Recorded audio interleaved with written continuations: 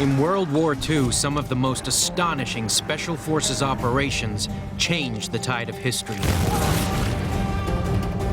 Now we retell these stories in a way that has never been possible before, using state-of-the-art graphics, expert analysis, live weapon and explosives demos, and first-person accounts from the men who made history. We forensically examine exactly how these actions unfolded minute by minute. We can now reveal whether it was skill, clever tactics, or just luck that carried the day. In this episode, we follow the battle steps of Major John Howard, Lieutenant Danny Brotheridge, Pilot Jim Walworth, and the men of the Ox and Bucks who could turn the tide of the Second World War. Their do-or-die mission, to take and hold two key bridges in the hands of a heavily armed enemy. These are fundamental to the D-Day landings, the biggest Allied seaborne assault in history. It's a one-way mission. If they fail, they will all be captured or killed. Succeed, and the British Army could secure the beachheads and cross this vital gateway to continue the push towards Berlin and victory.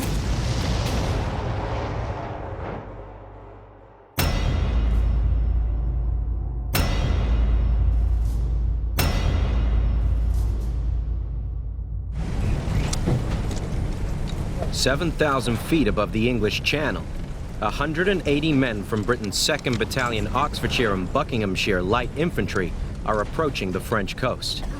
They are an airborne unit, but they won't be landing by parachute.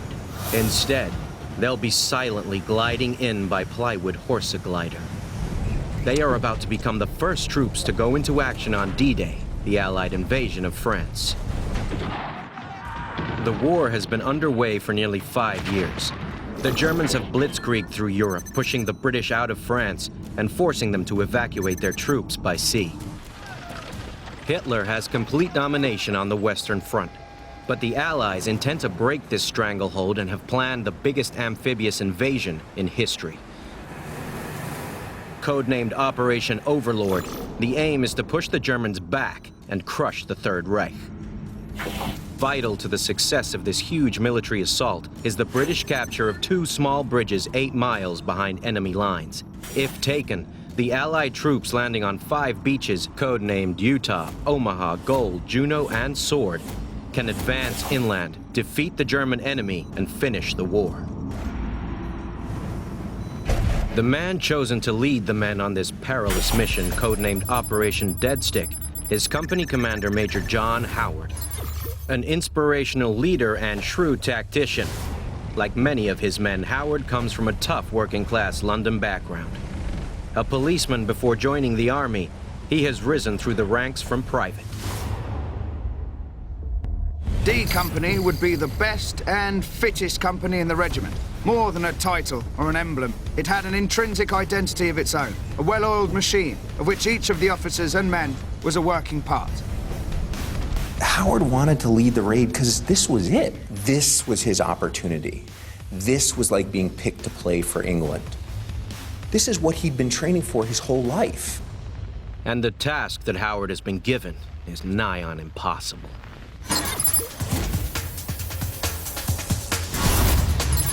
Six wooden Horsa gliders will be towed across the channel by Halifax bombers.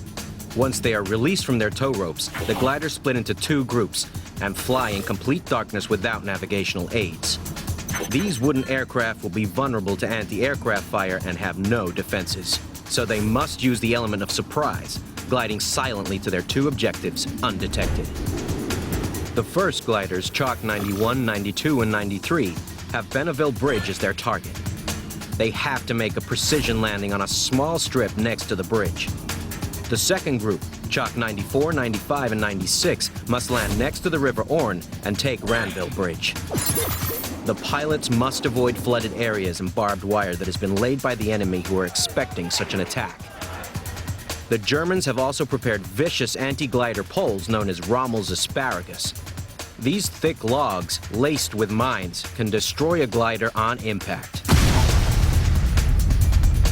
If the men survive the landing, they have to cross a killing ground and silence 50 enemy soldiers defending the area from well-positioned pillboxes and trenches containing MG-34s, one of Germany's most deadly machine guns.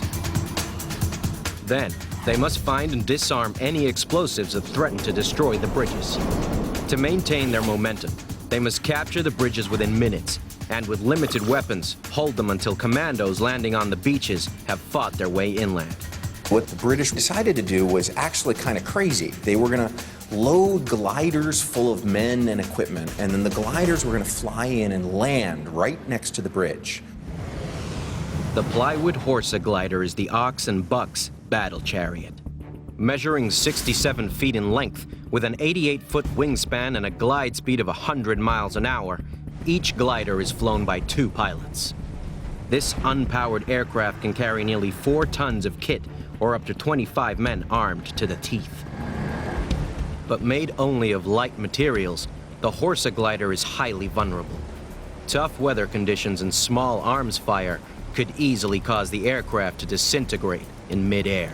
And they were never designed to survive the type of crash landing they're about to make.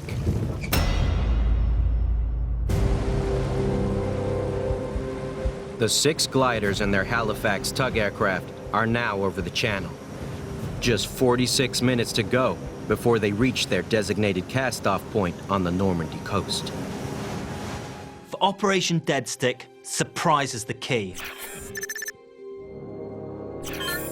As soon as those gliders come in, the guys need to get out and get on that bridge ASAP. The British adopted this method of assault from the Germans, who had pioneered it earlier in the war. In military doctrine, troops have to advance silently towards their objectives in order to maintain the element of surprise. Nowadays, special forces infiltrate by helicopter behind enemy lines. But unlike the glider, it's noisy, so they have to land further away. The assault on Bonneville Bridge was bold, landing by glider right on top of the target. But it was something Howard's men were sure they could successfully pull off. This kind of raid was pretty much unprecedented. The British were trying to do something very precise. They were having to figure out a completely new method of attack. The men from the Oxfordshire and Buckinghamshire Light Infantry, also known as the Ox and Bucks, are a mixture of tough, well-trained soldiers and highly motivated wartime volunteers. They are one of several senior British light infantry regiments that have converted to this new specialist airborne role. The men learned the dark arts of unarmed combat, and then took to the bombed-out and evacuated parts of British cities to hone their live-fire street-fighting tactics. They call this fibua, fighting in a built-up area. Fighting in streets is very different from fighting in the field. It's no good for armor, and you're constantly under threat from snipers and hidden enemy positions.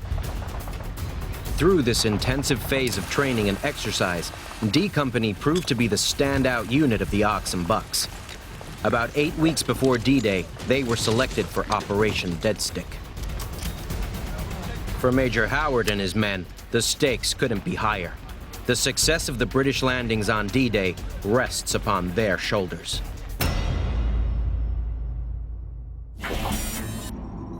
In the lead glider with Major John Howard is Lieutenant Danny Brotheridge, the officer commanding 25 Platoon.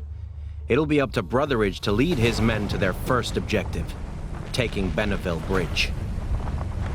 One of the few married volunteers in D Company, his wife is expecting a baby any day now.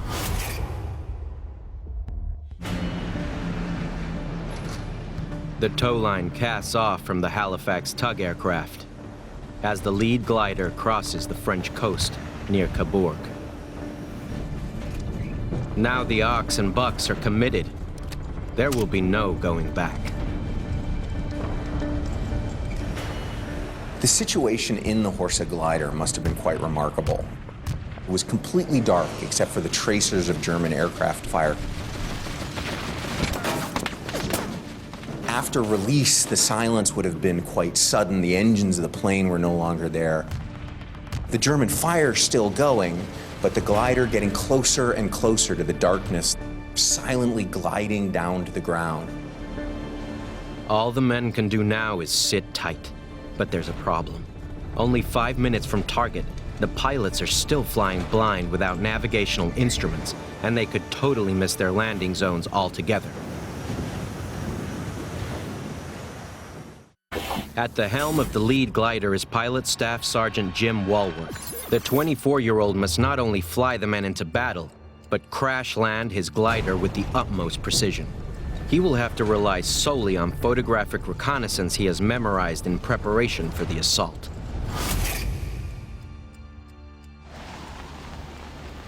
This is the top-secret film produced to help glider pilots visualize their descent into France.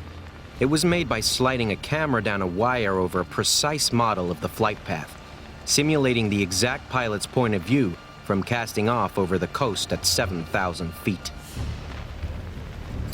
We saw and studied the most magnificent relief model of the coast up to the bridges, covering every land, bush and house. The full catastrophe, intelligence was superb.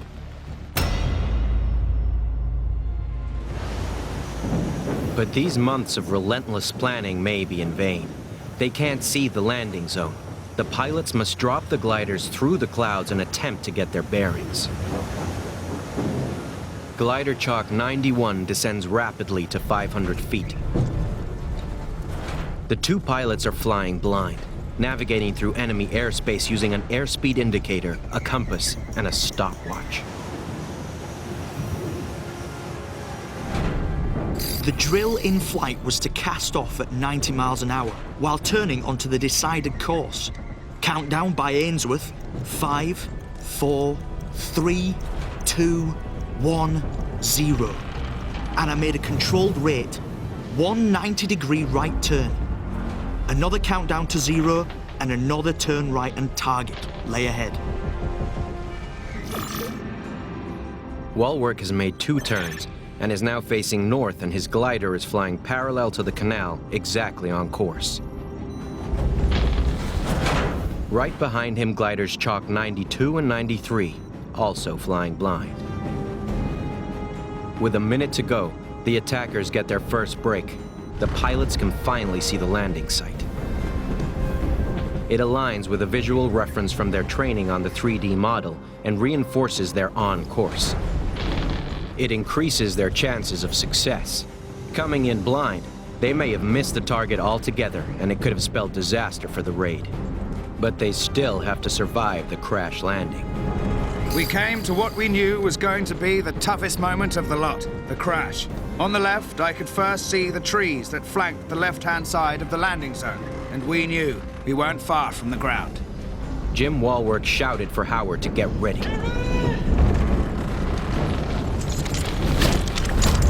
Howard and his men linked together in what was called a butcher's grip and took landing positions. We were airborne again for a second or so, and then the final crash came. I called stream, and by golly, it lifted the tail and forced the nose down. It drew us back and knocked the speed down tremendously.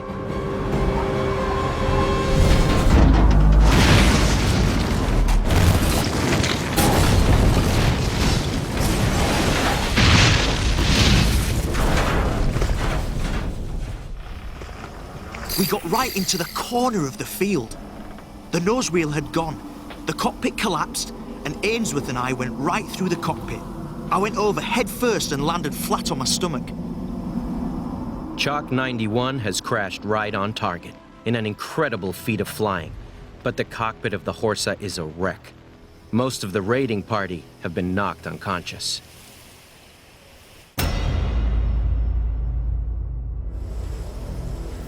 German sentries on the bridge have heard the crash, but are confused and think it's a downed Allied bomber. Major John Howard's platoon must extract themselves from the wreckage and take their fight to the enemy before the fight comes to them.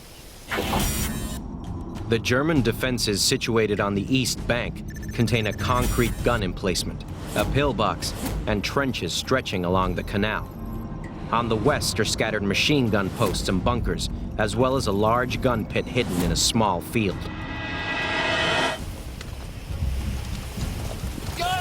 Platoon Commander Lieutenant Brotheridge has to push his way through the open door and then orders his men to get ready. Ahead of Lieutenant Brotheridge is machine gunner and all-round man of action, Private Billy Gray. The 19-year-old from Northampton will play a critical part in the initial assault. It was my job to be first out of the glider to supply the all-round protection while everybody else got out. Their glider has landed close to 50 feet from the bridge. 25 platoons split into their allotted sections and start moving towards their target. Each platoon is tasked with an objective. They know what they have to do. If a man goes down or the plan changes, they'll just crack on. The first objective of the plan to capture Benneville Bridge is to neutralize the pillbox on the east bank of the canal. It contains the button trigger for the explosives set under the bridge by the Germans to destroy it if attacked. But in order to maintain the element of surprise, no one is to fire a shot until the first explosion from the pillbox is heard. The men will then storm the bridge and eliminate any German sentries before they can raise an alarm. Mobility for the Ox and Bucks was the key. They were lightly armed with grenades and light machine guns. On the downside, it meant their firepower was limited. The Ox and Bucks will have to take and hold the bridges with whatever arms they can carry, including a primitive anti-tank weapon and submachine guns, such as the Sten gun.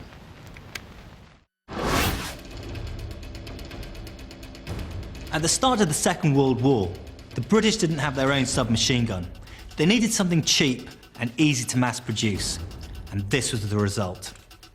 The Sten gun. It was made up of sheet metal tubing and held together with rough wells, pins and bolts, hence the nickname, the plumber's nightmare. The 9mm round had limited stopping ability beyond 30 yards. It was also prone to stoppages due to dirt and debris getting into the exposed working parts. In short, the boys hated it. Armed with his Sten and grenades, Private Wally Parr, a maverick and colorful character, leads the assault on the pillbox containing the command center for the demolition charges. A pillbox offers great protection when the enemy's at a distance, but when they close, you lose your field of fire and become vulnerable. Parr goes to the right of the pillbox as he approaches, out of the field of fire. I just took a deep breath and I screamed at the top of my voice. I don't know what made me do it. Come out and fight, you square-headed bastards! There are ways of taking out a pillbox. Direct fire if you have it, or a flamethrower. But in this instance, you've got to get close, post a grenade, and spray it with lead. Without hesitation, they throw grenades through the open door. I heard somebody scuffle and say something, so I sprayed bullets inside. As soon as the pillbox is blown, the element of surprise is lost. It's a game changer. The Germans know that the Benneville Bridge is being attacked, and the Ox and Bucks can expect a whole world of grief. While Parr takes out the pillbox, Lieutenant Brotheridge leads the charge onto the bridge. Private Gray is just behind him with the Bren gun. This is the Bren gun, the British light machine gun. It's a really chunky, good piece of kit. Well made, it fires a .303 round, which is a punchy round. It's going to put things down at the other end. A support weapon is to suppress the enemy, keep their heads down. That's what this weapon does, and it does it well. The Bren gun was a fabulous weapon.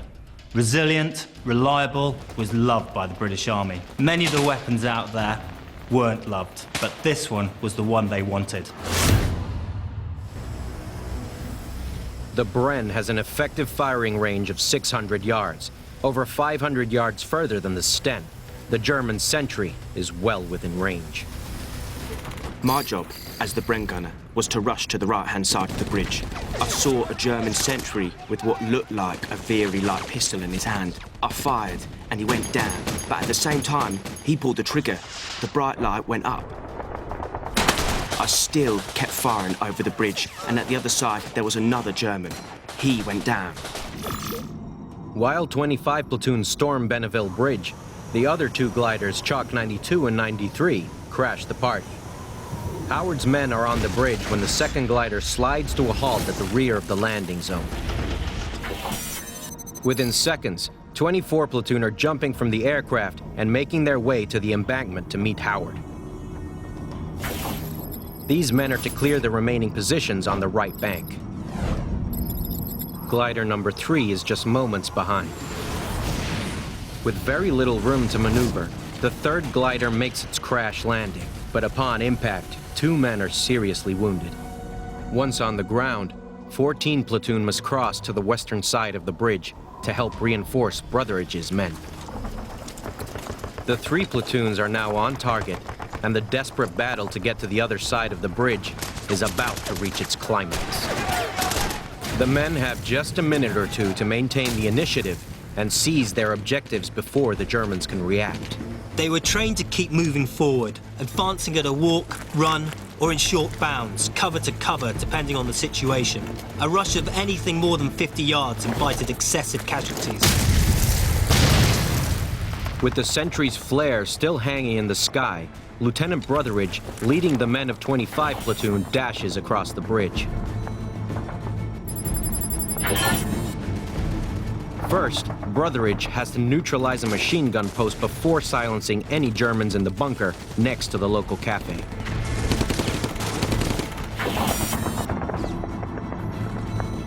Gray turns right and is tasked with clearing an old building.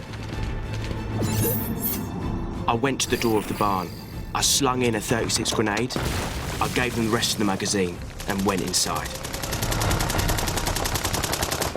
Most of the platoon are now on the bridge and engaging other enemy positions on the west side of the canal. Brotheridge moves to clear his target with a grenade. With only his Sten, he then sets his sights on a German machine gunner.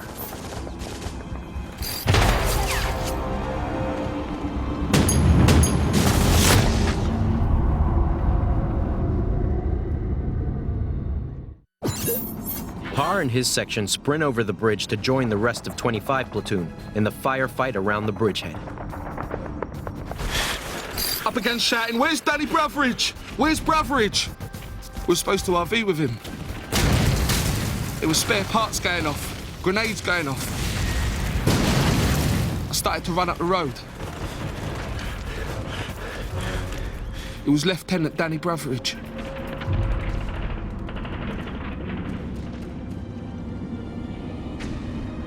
I knelt down beside him. He was conscious and said something. I couldn't hear what he said. He started to speak again and he just closed his eyes. Gave a big sigh and laid back. My hand in the road was covered in blood.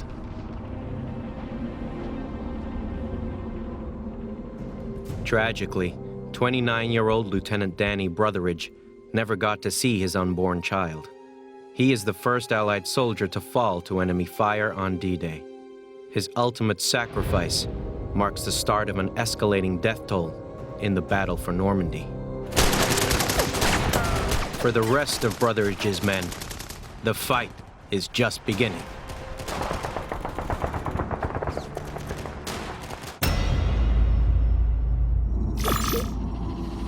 "500 yards from Benneville Bridge, the other half of the raiding party are about to seize Ranville Bridge, following the same aggressive tactics. It's down to one platoon that has landed closest to the bridge to storm the defenses and take it. Back at Benneville Bridge, just 6 minutes after landing, the firefight continues. On the east bank, the men from 24 platoon finish clearing the trenches around the pillbox. Apart from firing going on, a great deal of noise emanated from platoons shouting code names, coming from all directions. It was all hell let loose. With the Germans on the back foot, the men from Glider 3 surge over the bridge to provide reinforcements on the west bank. Having cleared the barn, Gray's next job is to take position in the large abandoned German gun pit, located 100 yards to the west.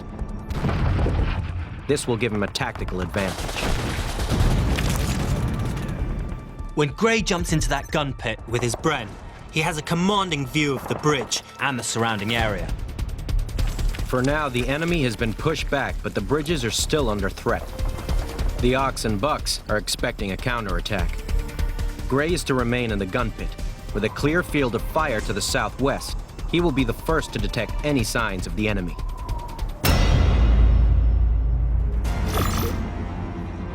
The other half of the raiding party have now captured and secured the second bridge. Howard's men have taken just 10 minutes to seize the two bridges.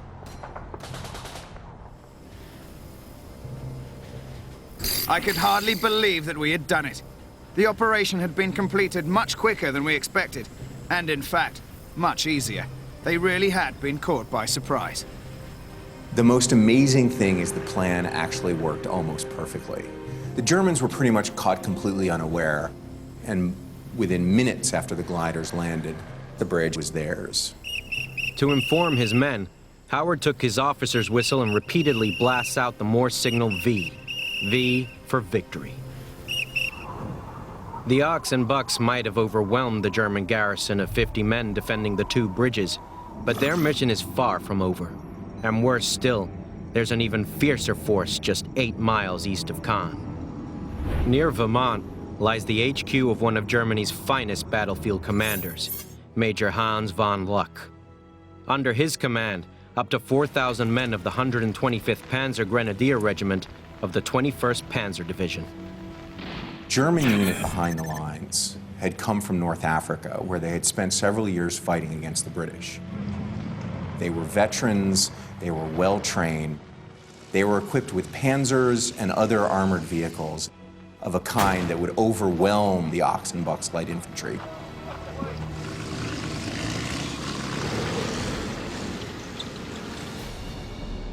Von Luck's Panzer Grenadiers have been trained to fight alongside armored vehicles, protecting them from enemy tank-busting teams. They are formidable and tough battlefield opponents. The bad news is that the entire 17,000 men of the 21st Panzer Division have been placed on full alert. Within hours, Von Luck's men could be heading straight towards the tiny British force, dug in around the two bridges. Back at the lead glider of the assault, Chalk 91, pilots Jim Walwork and John Ainsworth have been slowly recovering consciousness in the wreckage of their crumpled cockpit. I had taken a header through the Perspex nose and was bleeding from a head cut. It congealed quickly in my right eye socket. Walwork soon pulls himself together and begins to retrieve whatever weapons and ammunition he can find in the glider. The Ox and Bucks will have to face their armored foe with only the guns they are carrying. Because they were lightly armed, they had to conserve ammunition, so they were taught to fire in rounds of 3. They were trained on enemy weapons, but they had to be careful, because these could be booby-trapped.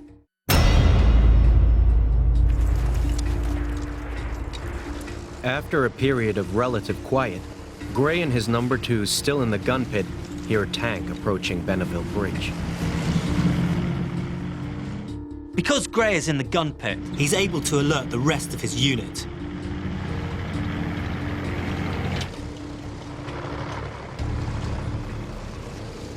The men ready themselves on either side of the road as the German tank approaches. Their plan is to mount an ambush. The only weapon available for the job is the Piat, an anti-tank gun, one of the most hated weapons amongst Howard's men. It's given to Sergeant Wagger Thornton, a first-class soldier in action.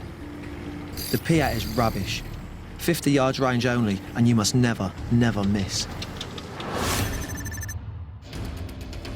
This is the Piat, the Projector Infantry Anti-Tank.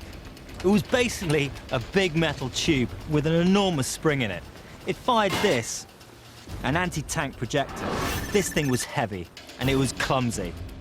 During the Second World War, 40 fuses resulted in only 75% of bombs fired from the Piats actually detonating. I'm gonna get this cocked and ready to fire before that gets me.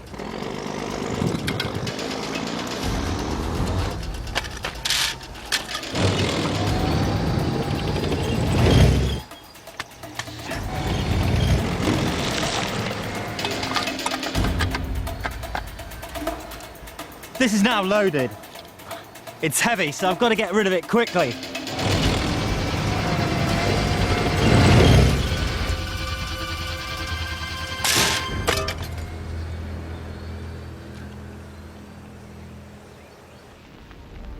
Even when the weapon was new, it was unreliable. But the Ox and Bucks only have one undamaged Piat, and it has to work. Sergeant Thornton drops into a German trench with his number 2 machine gunner. They crawl alongside the road and hide in a ditch with the Piat at the ready. Wagger has just 2 rounds.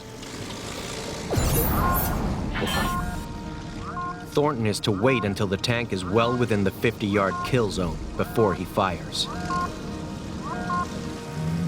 Billy Gray on the left-hand side of the road has a clear field of fire. As the lead vehicle advances down the road, it's heading into an improvised ambush. Sure enough, within 3 minutes this bloody tank appears. More hearing it than seeing it, because the wheels were rattling away there. I knew I'd have to act immediately. The operator of the Piat would have been taught to aim for the tracks. This would have incapacitated the tank, but not destroy it. I made sure I had him in the middle. I took aim, and bang, off it went. The thing exploded, and 2 minutes later, all hell broke loose. In this instance, due to a stroke of luck, the Piat must have made a direct hit on the magazine because all the ammunition in it went up, causing a huge explosion. We opened up on the infantry, and they just dashed back to the crossroads where they'd come from. 2 or 3 guys jumped out of the tank, and I said to my number 2 to give them a burst from the Sten, which he did. Wagger Thornton has single-handedly eliminated the immediate tank threat with one lucky shot from a second-rate, spring-loaded weapon. The psychological battle and luck played a huge part. If Wagger Thornton hadn't had that lucky shot, the other tanks may have engaged, and the outcome would have been completely different. The Piat ambush is considered one of the more significant actions in the opening hours of D-Day. Only 7% of all German tanks destroyed by Allied forces during World War II were knocked out by Piats. Because of this lucky punch, the tank has been destroyed, and the Germans, not knowing Howard's men have only 1 anti-tank round left, assume they are defending the bridges with an arsenal of armor-piercing rounds. The Germans decide to pull back, fearing the loss of more tanks. If the Panzers hadn't made the mistake of retreating and brought in more tanks to push through the ambush, they could have easily overwhelmed the tiny force and taken back the 2 bridges. By dawn, a huge Allied invasion fleet had gathered off the Normandy coast. The Allied naval bombardment in support of the landings on the beaches begins. The barrage coming in was quite terrific. It was as though you could feel the whole ground shaking towards the coast. It was very easy, standing there and hearing all this going on, to realize what exactly was happening and keeping our fingers crossed for those poor buggers coming in by sea. I was very pleased to be where I was, not with the seaborne chaps. For now, it's all quiet around the bridgehead for Howard and his men. But that's a sure sign the enemy are regrouping for a counterattack. As they had feared, with first light comes a deadly new threat: German snipers. They have moved in overnight and begin to target the small force around Benneville Bridge. They are positioned 550 yards to the southwest. Sometimes snipers wouldn't shoot to kill, but shoot to maim. This enemy tactic is used today and can result in taking more men off the battlefield. Back then, a sniper may have shot someone and then waited for his help to arrive with the intention of taking them out too. When in the middle of a firefight, you can't help a dead man, but there's no way you'd leave a wounded one. This deadly accurate sniping made all movement perilous over and around the canal.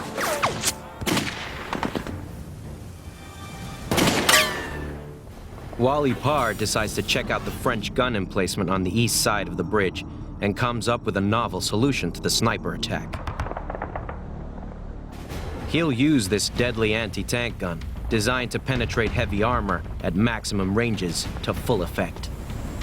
I'd never had any experience of one of these before. In front of me was a telescopic sight. There was an elevating handle and a traversing handle. I tried the mat and the gun swung up and down. It was gorgeous. Parr and his crew start firing at sniper targets positioned along the canal. There are cheers as the snipers are silenced one after another. Looking further south, they see the imposing outline of the Chateau de Benneville. Parr swiftly fires 3 rounds.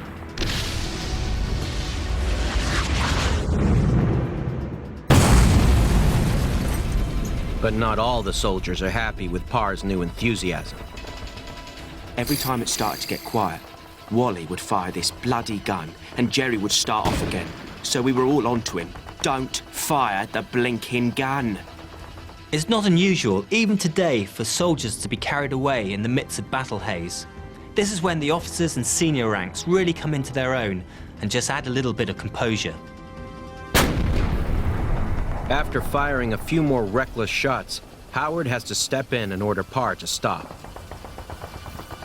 The chateau is, in fact, the local maternity hospital. Now, over 8 hours since Howard's men took the bridges, they are anxiously waiting for the reinforcements that have landed on the beaches. But the commandos still have to fight their way inland towards Benneville Bridge. 2 RAF Spitfires fly low over the bridges to check on their condition. The pilots make several passes, a number of victory rolls, and drop the early editions of that morning's newspapers from London. At this moment, the D-Day landings are well underway, and Howard's men have taken both bridges. But as the sound of Spitfires fade, Wally Parr isn't yet out of the firing line. Since Howard's men first landed, they have captured their 2 key objectives, endured a standoff against a German panzer tank, and suppressed a deadly sniper attack. But their enemy has one last trick up his sleeve. Nearly 10 hours into D Company's assault on the 2 bridges, the German tactics change. Now that the battle is turning against them, they no longer want to try to retake Benneville Bridge. Instead, the Germans want to destroy it for good. With both bridges lost, the critical decision is made to deploy their limited air resources in a final attempt to destroy Benneville Bridge. A fighter bomber, likely a Focke-Wulf 190, comes roaring down the canal towards the bridge. Slung under its belly is a 500-pound bomb. This fighter bomber is the Germans' superior aircraft used on the front line. The Focke-Wulf 190 and the British Spitfire have a similar firing range. But the German fighter bomber can outroll and dive its British rival.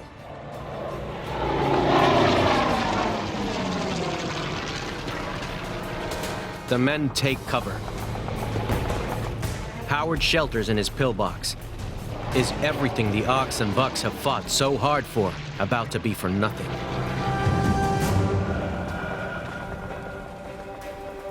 The fighter bomber drops its deadly payload and swoops over the bridge.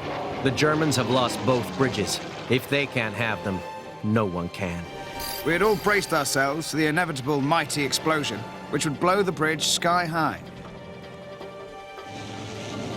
The bomb strikes the bridge, bounces off, and drops into the canal. What a bit of luck that was, and a wonderful shot by that German pilot.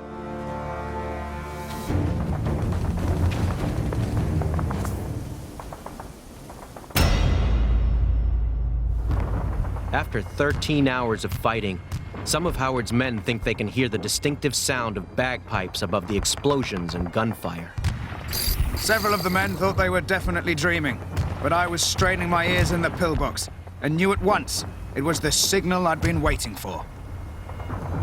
The British relieving force started marching up. It was a unit led by a gentleman by the name of Lord Lovett, who had his own personal bagpiper. Lovett was never one to concede anything to the enemy, and neither was his bagpiper. So they marched up to the bridge without taking any kind of cover, without trying to protect themselves from the German fire, with the bagpiper playing his bagpipes quite cheerfully and loudly as they marched in. Despite intense enemy fire around the bridge, Lovett will stop for nothing. Lovett didn't know the meaning of fear and insisted upon striding straight over the canal bridge alone, despite my shouted warning. Major Howard greets Lovett. Lovett and I memorably shook hands, and Lovett later claimed to have said, "Today, history is being made," but I can only remember getting him with, "About bloody time."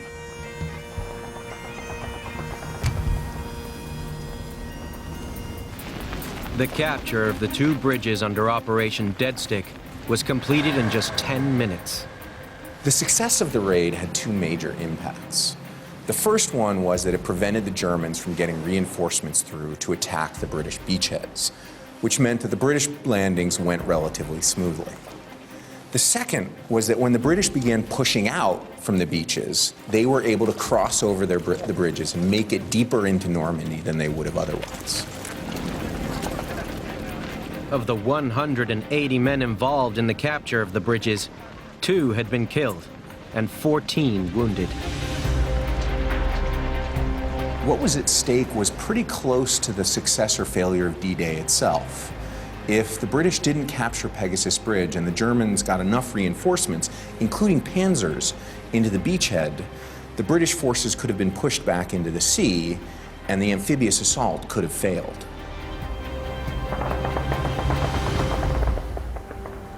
On the 16th of July, 1944, Major John Howard was decorated in the field with the Distinguished Service Order in recognition for his efforts in Operation Dead Stick. Privates Wally Parr and Billy Gray went on to fight until the end of the war. They both remained lifelong friends. Glider pilot Jim Walwork also survived the war. His participation in the raid was later described by the Allied Air Force Commander-in-Chief as the finest piece of pure flying of World War II.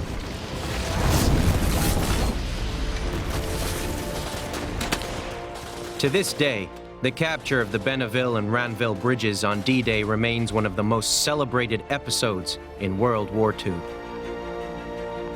Benneville Bridge was renamed Pegasus after the emblem of the British Airborne Forces, while Ranville became the Horsa Bridge in recognition of the gliders. Lieutenant Danny Brotheridge is buried in Ranville Churchyard, just a short distance from where his glider had landed. The road across the landing zone is now named after Major John Howard, the commander who led this triumphant, game-changing raid. His name and the actions of the Ox and Bucks and the rest of the raiding party will live on forever.